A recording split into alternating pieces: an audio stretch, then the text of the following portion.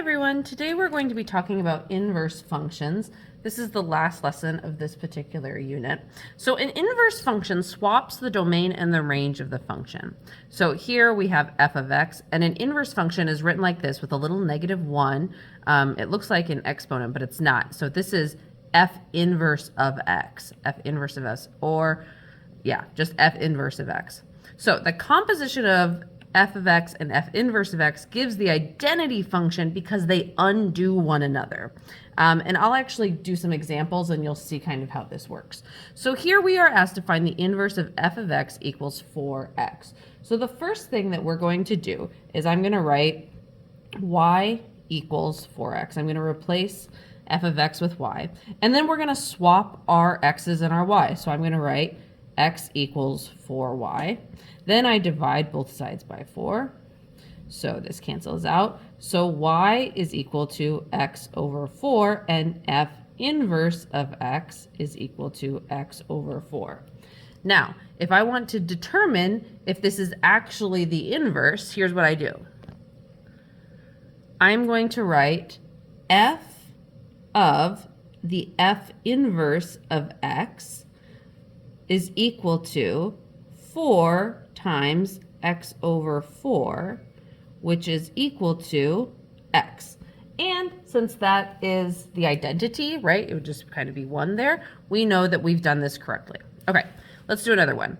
Find the inverse of f of x equals 5 minus x over 3x plus 2. This one's a little bit more complicated, so it'll be more fun. So y equals 5 minus x over 3x plus 2. We swap our x's and our y's, so x equals 5 minus y over 3y plus 2. Multiply everything by 3y plus 2, so I get x times 3y plus 2 to 5 minus y. I'm just going to pause and do this algebra because it's kind of boring to watch me do it.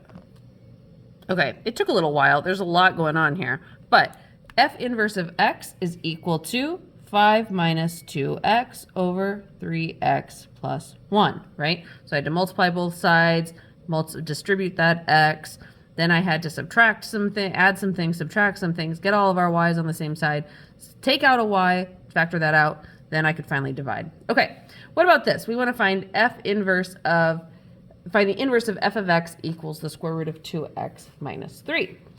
So we're going to write y equals the square root of 2x minus 3, and I rewrite it as x equals the square root of 2y minus 3.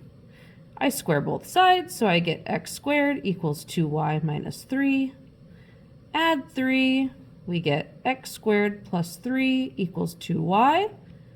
Divide both sides by 2, so x squared plus 3 over 2 is equal to y, so f inverse of x is equal to x squared plus 3 over 2.